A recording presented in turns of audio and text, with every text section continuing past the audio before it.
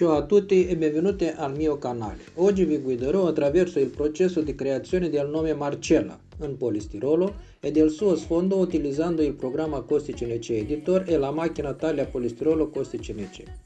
Per iniziare, apriamo il nostro browser e digitiamo l'indirizzo costicnc.it/editor per accedere a CostiCNC Editor.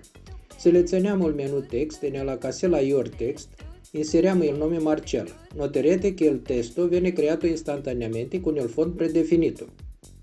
Se desiderate cambiare il font, potete utilizzare il pulsante Load Custom Font, come ho spiegato in video precedenti.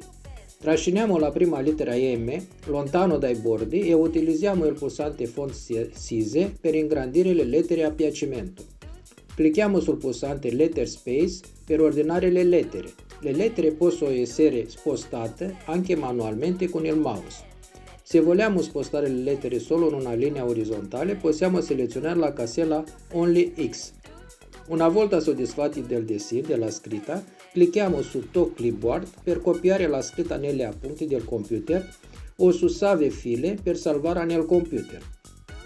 Ora clicchiamo su Send to Machine per aprire la pagina che ci permette di trasformare la scritta in codice G-code per la nostra macchina.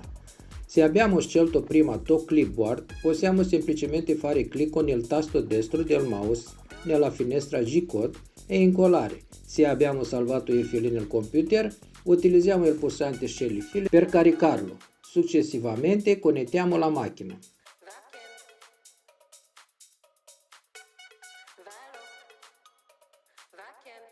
Se desiderate ingrandire o ridurre leggermente l'immagine, potete farlo utilizzando la casella Wrap X per modificare le dimensioni in base al numero di volte desiderate, o Dim X per inserire dimensioni specifiche.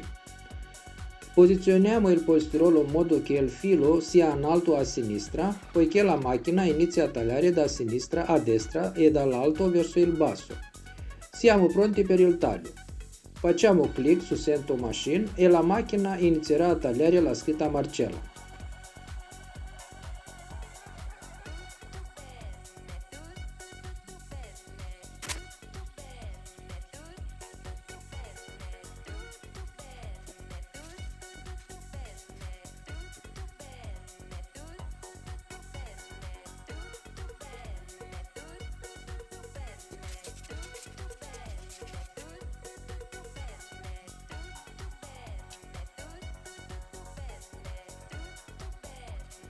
Se desideriamo creare una base ingrandita per la nostra scritta, possiamo farlo facilmente. Torniamo alla pagina precedente cliccando sul pulsante Text e poi su Clone. In apparenza potrebbe non sembrare cambiare nulla, ma la magia avviene quando spostiamo il cursore Font Stroke Letters Black verso destra. Il background si ingrandirà in nero mentre la scritta cambierà da nero a bianco.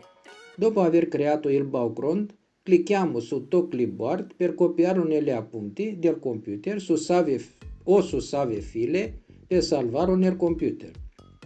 Ora clicchiamo su Send to Machine per aprire la pagina che ci permette di trasformare il background in codice G-code per la nostra macchina.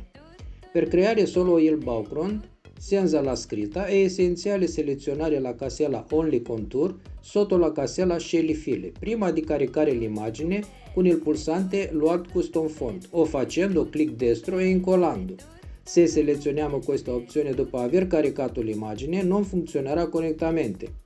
Quindi assicuriamoci di attivare la casella Only Contour prima di procedere al caricamento dell'immagine per ottenere il risultato desiderato. Posizioniamo nuovamente il polistirolo in modo che il filo sia in alto a sinistra per il taglio del background. Facciamo clic su Send to Machine e la macchina inizierà a tagliare il background.